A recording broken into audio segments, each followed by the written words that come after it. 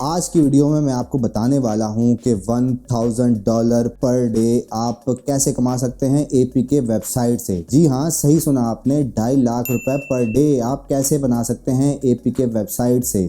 मैंने आपको वीडियोस में बताया तो सही पोटेंशियल, पर मैंने सोचा क्यों ना आपको एपीके एक्सपर्ट से मिलवाया जाए जो कि आपको बताएं कि एपीके की वेबसाइट की रिसर्च कैसे होती है, उसके बाद आर्टिकल्स कैसे लिखने होते हैं और फिर ऑफ साइड एसईओ की तरफ कैसे जाना होता है, और मोस्ट इम्पॉर्टेंट चीज़ कि डीएमसीए से बच के कैसे चलना है। तो इसलिए आपने इस वीडियो को एंड तक देखना है। और अगर आप मुझे पहली दफ़ा देख रहे हैं और एक्साइटेड हैं इसी वीडियो के लिए, तो चेक कर लें कि आपने यूट्यूब चैनल सब्सक्राइब कर रखा है, फेसबुक पे पेज फॉलो किया हुआ है और उसके अलावा इंस्टाग्राम पे ही फॉलो कर सकते हैं।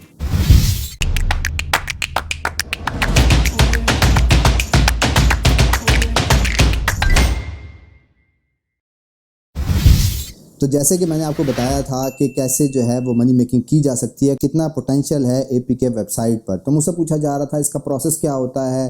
क्योंकि मेरा बहुत ज़्यादा एक्सपीरियंस नहीं था तो मैंने कहा क्यों ना एक्सपर्ट ओपिनियन ली जाए। तो इसलिए अमीन खान साहब, आपकी वीडियो बहुत ज़्यादा वायरल रही, इसलिए first of all thank you very much कि आपने टाइम दिया और अपना एक्सपीरियंस हमारे ऑडियंस के साथ शेयर करने का मौका दिया। Most welcome sir. आगे वीडियो को स्टार्ट करने से पहले मैं चाहता हूं कि ये बताएं कि इनका सफ़र कितना लंबा है, क्योंकि आज आप अमाउंट देख के तो एग्री हो गए हैं कि कितना पैसा बनाया जा रहा है, पर उसके पीछे स्ट्रगल कितनी इन्वॉल्व है, ये बताएं मेरी ऑडियंस को। 2005 से 2010 तक में मेरी ऐसी स्ट्रगल थी, मैं खुद सीखता रहा हूँ। यूट्यूबिंग से बहुत कुछ सीखा है और भी गूगल किया, काफ़ी कुछ आर्टिकल्स रीड आउट किए, सारा कुछ वहाँ से मैंने सीखा है। और सीख कर 2010 से मेरी जो फर्स्ट इनकम थी 2010 से स्टार्ट हुई थी। तकरीबन कोई मैं कह सकता हूँ 38,000 के करीब मेरी अमाउंट थी। तो उस टाइम मैं बहुत ज़्यादा एक्साइटेड था, बहुत ज़्यादा। जैसे एक बंदे की एक फ़र्स्ट पेमेंट आती है तो जैसे एक बंदा खुश होता है दिली तौर पर।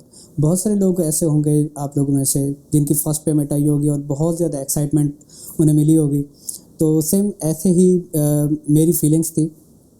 तो बहरहाल 2010 से फिर आगे मेरा जर्नी ऐसे सफ़र शुरू होता है। तो मैंने बहुत स्ट्रगल की, मुझे समझ आ गई थी कि हाँ भाई अब पैसा इस तरीके से अर्न किया जाता है ब्लॉगिंग से।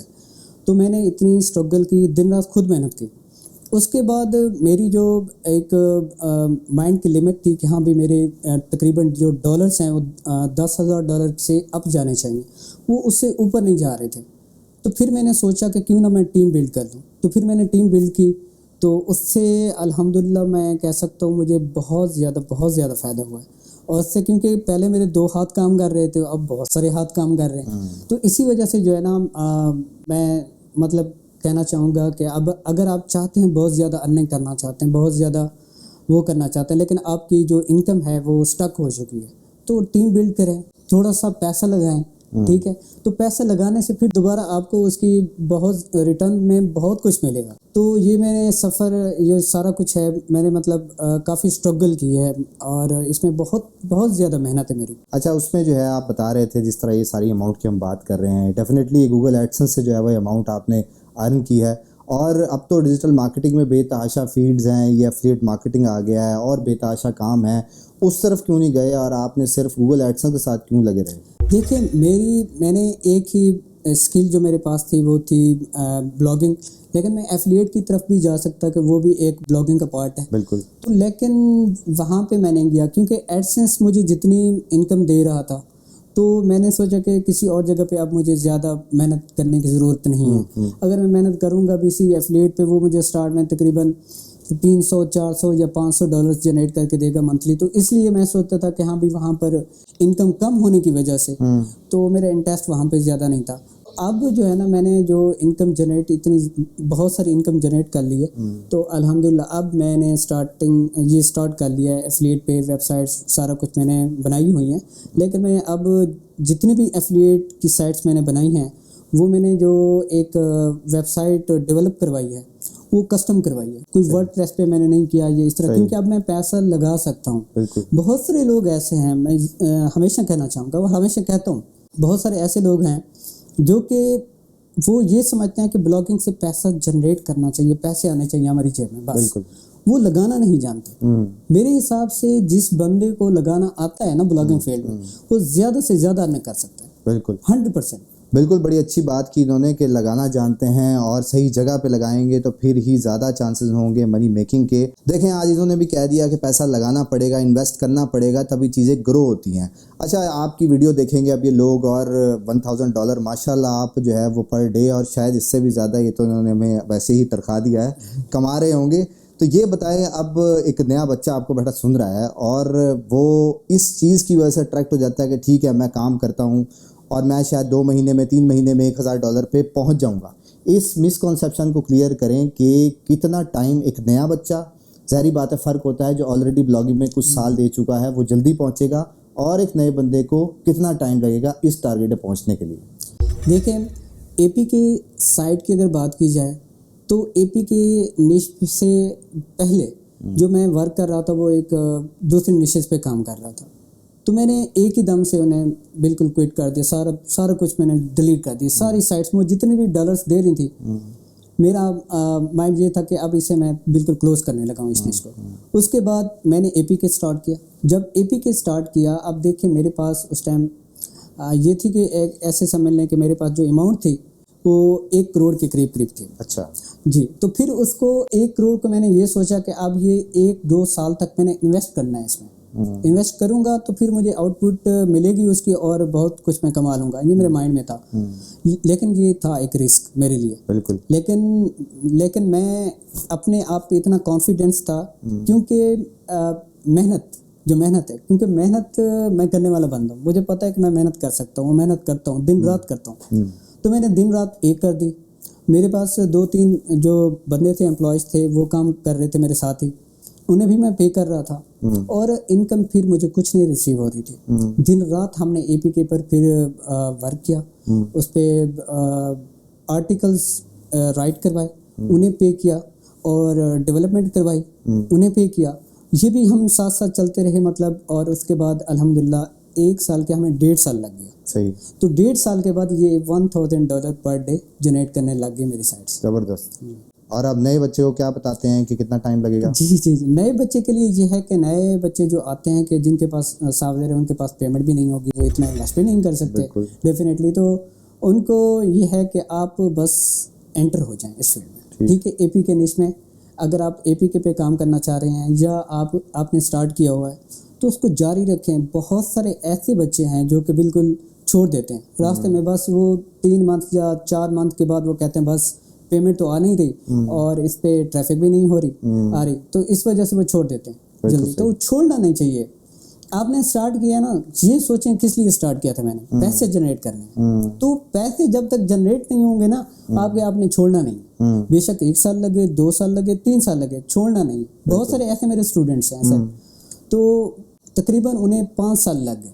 अच्छा। $1 भी उन्होंने जनरेट नहीं किया था। 5 साल बाद जब उन्होंने डॉलर जनरेट करना स्टार्ट किए, अब मंथली घर में बैठकर वो 35 लाख पर मंथ जो है ना वो डॉलर जनरेट करते हैं। ज़बरदस्त। बिल्कुल जी, मैं अपनी वीडियोस में भी आपको बताता रहता हूँ कि एसईओ जो है वो ज़रा टाइम टेकिंग जॉब है। इसमें दिनों में होने वाला कोई काम नहीं है, थोड़ा टाइम देता है। किसी के लिए जल्दी काम कर जाती है, किसी के लिए थोड़ा टाइम लेट हो जाता है, पर उस टाइम में आप एक्सपीरियंस ले रहे होते हैं जिसका कोई मुकाबला नहीं है, उसी ने ही फ्यूचर में आपको कमा के देना है।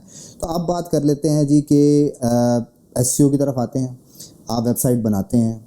अब वेबसाइट बनाने में के लिए अगर हम स्पेसिफिकली एपीके की बात करें, डेफिनेटली स्टार्ट करना होगा आर्टिकल राइटिंग से। अब आपने डेवलपमेंट का खर्चा सुना दिया है, कस्टम बना हुआ वाम उस तरफ लग जाएगी, तो वर्डप्रेस से गुजारा हो जाएगा स्टार्ट में, ये बताएं, और उसके बाद आर्टिकल्स का भी बताएं। जी बिल्कुल, वर्डप्रेस पे आप, क्योंकि स्टार्ट मैंने भी वर्डप्रेस से ही लिया था। बिल्कुल। 1000 पर डे जो है ना वो जो साइट मेरी जनरेट कर रही थी वो वर्डप्रेस पे ही थे। अच्छा। लेकिन फिर आगे मैंने उसे कोर पीएचपी में कन्वर्ट करवा लिया। डेवलपर मैंने ढूंढा और सर्च करता रहा इधर उधर से, मुझे एक अच्छा डेवलपर मिल गया। तो डेवलपर के हिसाब से भी मैं कहना चाहूँगा कि डेवलपर आप लोग ऐसा ढूंढें जिससे गूगल सर्च का थोड़ा बहुत एसईओ का नॉलेज होना चाहिए। अगर वो कोडिंग कर रहा है तो उसे पता होना चाहिए कि ये टाइटल यहाँ पे पोस्ट का आएगा, क्या इसे कोडिंग में मैंने H2 रखना है, H1 रखना है, किस तरतीब से ये जो है ना मैंने कोडिंग करनी है। डेवलपर अच्छा होगा तो डेफिनेटली उसमें बहुत कुछ आपको फ़ायदा होगा आगे, नहीं तो अगर डेवलपर ठीक नहीं है मेरे हिसाब से तो वो। अच्छा, जिस तरह आपने बता दिया कि जी वर्डप्रेस जो है वो स्टार्ट कर सकते हैं, स्टार्ट जो है वर्डप्रेस से ही आपका हुआ था, तो अब अगला स्टेप जो होता है जब डिसाइड हो गया जी वर्डप्रेस के ऊपर वेबसाइट बनानी है, थीम लगानी है, 2-4 थीम्स के नाम भी बता दें ताकि उनको हेल्प आउट हो जाए लोगों को। बस सर मैं हमेशा रिकमेंड करता हूँ, वैसे भी मैंने कुछ वीडियोस बनाई थी तो मैंने बताया था कि जनरेट प्रेस बहुत अच्छी थीम है। मैंने जितनी भी साइट्स पे तकरीबन मैं यूज़ कर रहा हूँ, बहुत लाइट थीम है, बहुत अच्छी थीम है, वो यूज़ करें। और किसी थीम को का यूज़ करना मेरे हिसाब से ठीक नहीं है। अगर यूज़ कर लें तो कोई मसला नहीं है, लेकिन फिर भी रिकमेंड मैं यही करूँगा, एक ही थीम है वही जनरेट प्रेस, वही यूज़ करें। लो जी, एक थीम बता दी है इन्होंने, कोई ऑप्शन ही नहीं छोड़ी, तो अब तो जनरेट प्रेस ही रह गई है। अब बताएं कि जी आर्टिकल लिखने हैं, आजकल एआई का दौरा है और हर बंदा जो है ना वो जेन्युइन काम कर भी रहा था वो भी एआई की तरफ आ गया और उससे लगा कि यहाँ पैसे बच रहे हैं मेरे और जल्दी क्वांटिटी प्रोड्यूस हो जाएगी। पहले तो इस कॉन्सेप्ट को क्लियर करें कि एआई पे जाना चाहिए कि नहीं। मेरे हिसाब से देखें, एआई का अगर मैं अपने हिसाब से बात करूं, क्योंकि मैं वो बात कर रहा हूं जो मुझे एक्सपीरियंस है, जो मैंने खुद किया है, वही मैं आगे डिलीवर कर रहा हूं। ठीक है, तो उसमें एआई में एक साइट थी, उस पर मैं जो है ना एक आर्टिकल्स राइट करवा रहा था, आर्टिकल राइटर्स मेरे पास बैठे हुए थे। फिर मैंने सोचा कि यार एआई टूल आ गए हैं, इस पे थोड़ा सा टेस्ट करके देखते हैं। ठीक, तो वहाँ पे एआई टूल्स के थ्रू मैंने आर्टिकल्स राइट करवाना स्टार्ट कर दिए, तो हुआ कुछ ऐसे कि वो साइट डी रैंक आना स्टार्ट हो गई। अच्छा, तो उससे फिर मैंने सोचा कि यार ये टूल मैं कभी भी यूज़ नहीं करूँगा। सही। तो इसलिए मैं रिकमेंड नहीं कर सकता, सॉरी। क्योंकि मेरी जितनी भी साइट्स हैं सब पे मैं खुद, मेरे पास रिमोटली बैठे हुए हैं राइटर्स, वहाँ से मैं राइट करवा रहा हूँ। मेरे पास ईमेल्स आती है, मैं फिर आगे जो है ना मेरे एम्प्लॉयज़ बैठे हैं, सही, एंट्री करने वाले, वो पोस्ट पब्लिश करते हैं सर, मैं राइट करवाता हूँ। मैं ये टूल बिल्कुल रिकमेंड नहीं कर सकता। सही है जी, इन्होंने बता दिया है कि एआई की तरफ नहीं जाना अकॉर्डिंग टू हिज एक्सपीरियंस। आप अगर आपके लिए काम कर रहा है तो फिर कमेंट में डिबेट नहीं करनी, उनके लिए काम नहीं कर रहा, जानना ये ज़रूरी है। अच्छा, अब उसके बाद जो है वो कीवर्ड रिसर्च पे चलते हैं कि अब कीवर्ड फाइंड करने हैं एपीके के लिए। फिर इसमें कुछ टाइप्स भी होती है, मेरा ख्याल में मल्टीपल मॉड भी आ जाते हैं इसके अंदर। किस टाइप के एपीके के कीवर्ड्स होने चाहिए और इसके साथ कंट्री को भी डिफरेंशिएट करें कि जी इंडिया हो या इंटरनेशनल यूएसए या किसी और कंट्री की तरफ जाना चाहिए। एक नए बंदा जिसको स्मूथ रहेगा वो कौन सी कंट्री और टाइप ऑफ कीवर्ड क्या होने चाहिए? कीवर्ड के लिए सर कोई भी कंट्री आप ले लें जिसका वॉल्यूम अच्छा है और डिफ़िकल्टी कम है, डेफिनेटली। तो अक्सर बच्चों को पता है इस चीज़ का, तो डिफ़िकल्टी कम होनी चाहिए, वॉल्यूम अच्छा होना चाहिए, उस पर आप आर्टिकल्स राइट करवा सकते हैं। ठीक। लेकिन कुछ चीज़ें ऐसी हैं जो कि आप लोगों ने स्टार्ट में नहीं करनी। वो ये कि आपने मोड का वर्ड यूज़ नहीं करना स्टार्ट में। ठीक है, अगर उसका वॉल्यूम अच्छा है कीवर्ड का फिर भी ना डालें, वो वाले डालें जिसके एंड पे एपीके आ रहा हो, ठीक है। और ऐसे कीवर्ड ढूंढें जिसके अगर आप गूगल में कोई भी कीवर्ड डालते हैं तो उसके नीचे आपको DMCA वो मिलेंगे, ऑप्शन मिलेगा, तो वो भी आप अवॉइड करें, क्योंकि उस पर DMCA डेली बेसिस पर आ रहे हैं, तो मे भी आपको भी वो पढ़ें वो DMCA। तो उससे बेहतर है कि आप जो है ना ऐसे कीवर्ड वो करें, हंट करें जिसका वॉल्यूम बेहतर हो, बेशक इंडिया हो या USA का ले लें या किसी भी कंट्री का ले लें, इस पर कोई मसला नहीं। तो उसमें यह है कि आप Ahref टूल का यूज़ करें आप। मैं भी पर्सनली Ahref यूज़ करता हूँ और टूल भी हैं लेकिन मैं वो यूज़ नहीं करता, लेकिन Ahref टूल बहुत ज़बरदस्त टूल है। ठीक है, तो पर्सनली मैं वही यूज़ करता हूँ, मेरी टीम जितनी भी बैठी हुई है वो भी यही यूज़ करते हैं। वैसे तो पहले टूल जो है ना मुख्तलिफ लोग सेल कर रहे थे, लेकिन अब हम खुद ही वो करते हैं, परचेज करते हैं। सही है, 100 का है और इतने डॉलर जनरेट कर रहे हैं तो $100 मतलब। और जो नहीं जनरेट कर सक रहा उसके लिए बताएं वो टूल कहाँ से ले? तो वो टूल वो फिर खुद ही सर्च करें, कोई बंदा मिल जाएगा ऐसे जो टूल प्रोवाइड कर रहा हो, सही कम पैसे में, क्योंकि वहाँ से ले लें बेशक। और कुछ ऐसे कीवर्ड हैं जो कि कुछ ऐसी चीज़ें जो कि यूज़ नहीं करनी, मैं बता रहा था। तो उसमें यह है कि आप पैच का वर्ड यूज़ ना करें अपनी साइट के अंदर, क्रैक का वर्ड यूज़ ना करें स्टार्ट में। ठीक है, कुछ ऐसे कीवर्ड होंगे जिसमें क्रैक आ रहा होगा, तो क्रैक भी यूज़ नहीं करना है, क्योंकि उसका मसला ये है कि आपको उस पर एडसेंस नहीं मिलेगा। अगर वो यूज़ करेंगे तो आगे एडसेंस के लिए अप्लाई करेंगे तो वहाँ पे एडसेंस रिजेक्ट कर देगा, अप्रूवल नहीं मिलेगी आपको। तो इसलिए ये क्रैक, पैच, ये मोड, ये चीज़ें स्टार्ट में यूज़ ना करें, बाद यूज़ कर सकते हैं जब एडसेंस आपको मिल गया, उसके बाद जो चीज़ भी आपकी मर्जी आप डालते हैं, कोई मसला नहीं। बिल्कुल, उन्होंने बता दिया है कि जो चीज़ें नहीं फॉलो करनी एडसेंस की वजह से, तो फिर अब क्या आप कहते हैं ब्रांड नेम होना चाहिए, मतलब एपीके नाम में हो ही ना या हो, नहीं, उसमें ब्रांड नेम ऐसे कि लाइक अगर हम कहते हैं एग्जैक्ट मैचिंग डोमेन, अगर उस पर भी अगर कीवर्ड आपको मिल जाए अच्छे वॉल्यूम वाला, ये वो उस पर भी डोमेन डाल सकते हैं आप। ठीक है।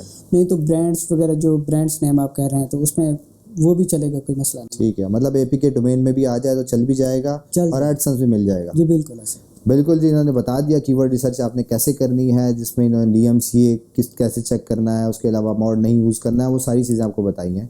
अब उसके बाद कीवर्ड हो गए फाइनलाइज और लिस्ट बना ली गई है। अब ये बताएं कि कितने आर्टिकल्स लिखने होंगे और लिखने में आर्टिकल में कोई स्पेशल टेक्निक है, वो टिप है आपके पास?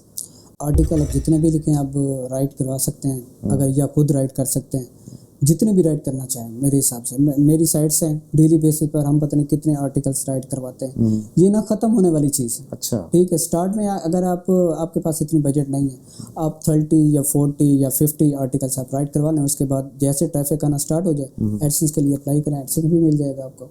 मतलब ज़्यादा से ज़्यादा मैं कह सकता हूँ आप स्टार्ट में 30-40 आर्टिकल अपने डोमेन में लाजमी। और आप क्या कहते हैं कि 30-40 ये तो आपने आर्टिकल की क्वांटिटी बता दी, अब कितना टाइम इंतज़ार करना चाहिए कि जी यहाँ ट्रैफिक आ जानी चाहिए? अगर नहीं आ रही तो उसका मतलब है कीवर्ड में मसला डेफिनेटली।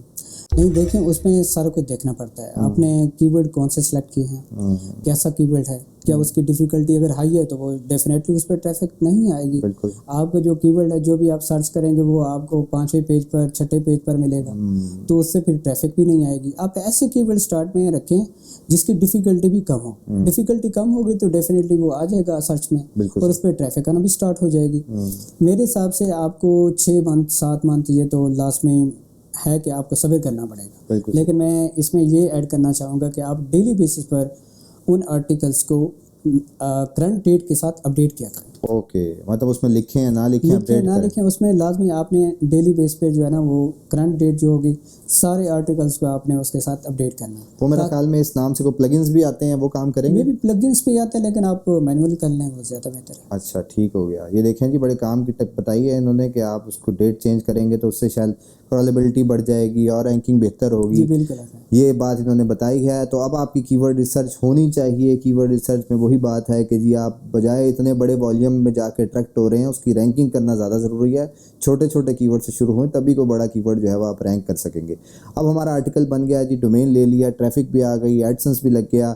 अब उसके बाद बात आती है जी ऑफ साइड SEO बैकलिंकिंग की, कि बैकलिंक कहाँ से ढूंढे जाएँ, कैसे ढूंढे जाएँ। फिर ये गेस्ट पोस्ट की तरफ बजट कम रखना है, बिगिनर सुन रहा है, उसके लिए कोई सोल्यूशन है आपके पास?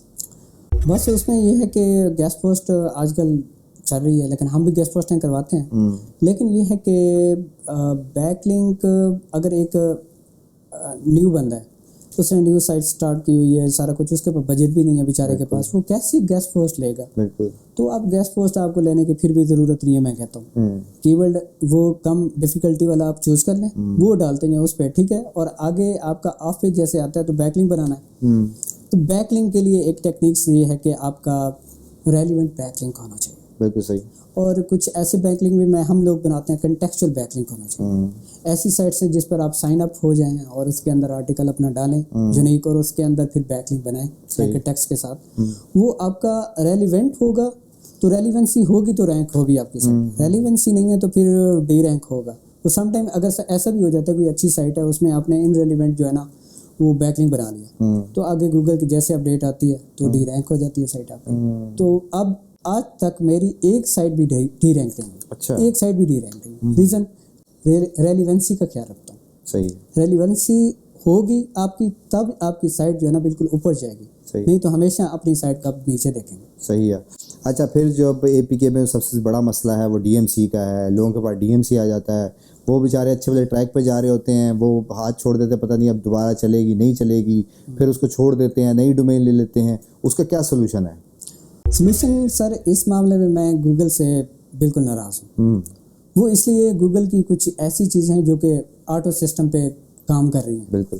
तो कोई भी बंदा DMCA लगा दिया और आपकी साइट जो है ना, आपकी जो पोस्ट थी वो रैंक हुई खड़ी थी, वो डी रैंक हो गई क्योंकि वो डी इंडेक्स हो जाएगी, उस पर यूज़र आना भी बंद हो जाएगा। तो ये एक बग है मैं कहता हूँ गूगल का, या आप कह लें गूगल ने ऐसा किया हुआ है, वो अपने कंट्रीज को देखता है, US लॉ को देखता है, उसके मुताबिक वो सारा कुछ सिस्टम बनाते हैं। लेकिन एशिया जो हमारा एशियन कंट्रीज़ हैं, तो इसमें साफ ज़रा डेफिनेटली ऐसे लोग हैं, इसमें कोई ला नहीं है, बस जिसने भी DMCA लगा दिया आपका URL वो डी-इंडेक्स हो जाता है। सही। तो इसमें इंशाल्लाह मेरी सोच ऐसे है कि लाइक एक माइनक्राफ्ट है एक, तो अगर माइनक्राफ्ट वालों को एतराज़ है कि हाँ भाई ये जो है ना ये फलां वेबसाइट जो है ना ये मेरी ऐप यूज़ कर रहे हैं, APK फाइल यूज़ कर रहे हैं, तो इन्हें यूज़ नहीं करना चाहिए। अगर वो DMCA लगाना चाहते हैं तो वो फिर गूगल सर्च कंसोल के अंदर गूगल उनको पहले वेरीफाई करे कि ये ओनर हैं इस ऐप के, फिर वो जो है ना वो अगर DMCA लगाते हैं तो फिर वो चीज़ अप्रूवल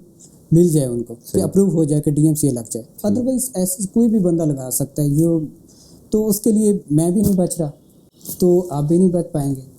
ठीक है, तो ये चलता रहेगा सिस्टम। फिर आप ऐसा करें तो उनको छोड़ दें, उन कीवर्ड्स को छोड़ दें जिन पर ज़्यादा DMCA आ रहे हैं। ठीक है, वो कीवर्ड जो है ना आप यूज़ करें जिन पर DMCA नहीं है। लोग DMCA उनको नहीं लगा रहे लेकिन वॉल्यूम अच्छा है, डिफ़िकल्टी कम है, उन पर फिर वर्क करना स्टार्ट कर दें हमेशा।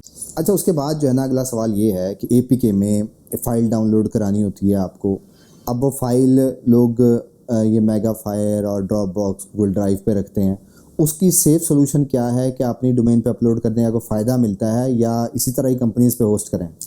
सर पहले मैंने एक कोर्स बनाया था, उसमें मैंने अपने स्टूडेंट्स को बताया कि मीडिया फायर के अंदर जो है ना अपनी फ़ाइल जो है ना डालें, लेकिन अपना जो आपकी साइट का यूज़र है वो किसी दूसरी साइट पे नहीं जाना चाहिए। अगर वहाँ पर चाहेगा तो उसका बाउंस रेट का मसला होगा, तो उससे फिर साइट आपकी फिर भी रैंक नहीं होगी। अगर होगी भी सही तो उतना यूज़र नहीं आएगा जितना आप चाह रहे हैं। तो इसलिए डायरेक्ट फाइल का होना ज़रूरी है। तो उसके लिए ये है कि आपके पास एक अच्छी होस्टिंग होना ज़रूरी है। अच्छी होस्टिंग होगी, आप डायरेक्ट अपलोड करें अपनी होस्टिंग के अंदर, cPanel के अंदर एक बेशक सब डोमेन बना लें। सब डोमेन के अंदर जो है ना वो फाइल्स डालते रहें, उनका पाथ जो है ना फिर अपनी APK फाइल अपनी उसके डाउनलोड बटन पे फिर वो करें, पुट करें।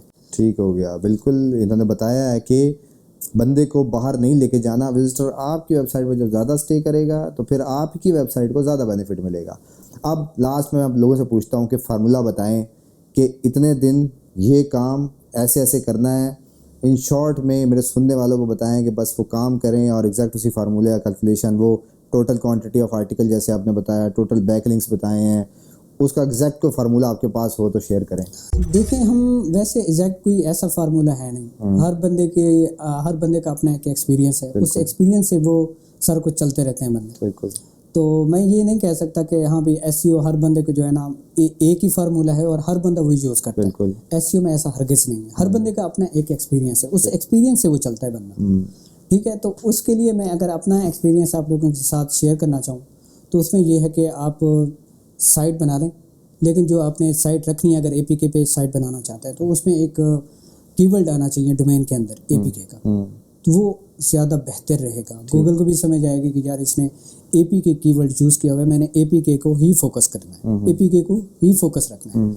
तो उस हिसाब से एक तो APK आ गया डोमेन नेम में, और दूसरा ये है कि आपने जो कीवर्ड स्टार्ट में वो करने हैं, हंट करने हैं, तो उसका वॉल्यूम बेहतर होना चाहिए, और मतलब आप कह लें 10,000 से ऊपर होना चाहिए, और जो डिफ़िकल्टी है वो भी कम होना चाहिए, 30 से डाउन होनी चाहिए। Href की बात करो। ओके। तो उसमें ये आप करते जाएं, और उसमें आर्टिकल जो है उसकी लेंथ में बता दूं तो वो 1000 वर्ड पे एक आर्टिकल आपका होना ज़रूरी है। ठीक है, और उसमें ये है कि आप कुछ प्लगइन यूज़ करें, स्कीमास लगाएं अपनी साइट्स पे, तो गूगल स्कीमास को बहुत ज़्यादा प्रेफर करता है। वो स्कीमास, वीडियो स्कीमा भी यूज़ करें आप, रेटिंग स्कीमा भी यूज़ करें। तो ये चीज़ें हैं। और सबसे पहले एक जो अच्छी चीज़ है, यूज़र को फौरी तौर पे वो डाउनलोड का बटन मिल जाए, क्योंकि वो अपने माइंड में ये रख के आ रहा है कि मैंने ये APK फाइल डाउनलोड करनी है। बिल्कुल सही। तो फौरी तौर पे वो चीज़ मिलेगी यूज़र को, तो फिर गूगल भी अच्छा समझेगा, क्योंकि गूगल आपको तभी रैंक देगा जब आप एक यूज़र को मुतमईन कर रहे हो। ठीक है, यूज़र आया, आपकी साइट पर लैंड किया और उसे फौरी वो चीज़ मिल गई, तो फिर आपको रैंकिंग लाजमी मिलेगी। ये हो नहीं सकता कि रैंक ना करे गूगल। सही है। अच्छा, आप डेफिनेटली पढ़ाते भी हैं बच्चों को। आप जैसे कि आपकी वेबसाइट्स तो अफेक्ट नहीं हुई गूगल के बाद, अपडेट के बाद लोगों की वेबसाइट्स अफेक्ट हुई हैं, तो उसमें आपने क्या वजह देखी है कि क्या गलतियां वो कर रहे थे?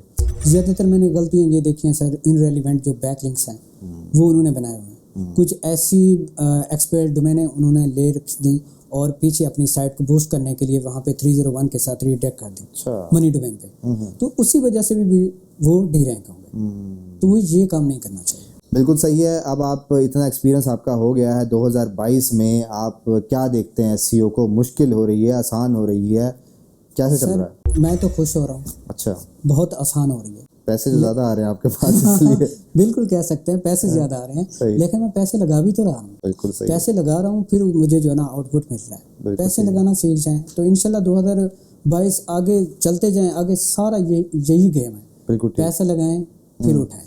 बिल्कुल सही तो है। पैसे लगाते जाएंगे, पैसे आपके बढ़ते जाएंगे। ठीक हो गया। ये थे जी अमीन साहब, इन्होंने बहुत ही डिटेल में आपको बताया है। जितनी कन्फ्यूजन आपके माइंड में एपीके की रह गई होगी वो आप कमेंट में बताएंगे, ताकि फिर हम दोबारा पहुंच जाएं इनके पास जवाब लेने के लिए। तो थैंक यू वेरी मच। और आज अब तक अगर आपने यूट्यूब चैनल सब्सक्राइब नहीं किया, फेसबुक पे पेज फॉलो नहीं किया और इंस्टाग्राम पे फॉलो नहीं किया तो ज़रूर करें। That's all for today. Thank you very much. अल्लाह हाफिज़।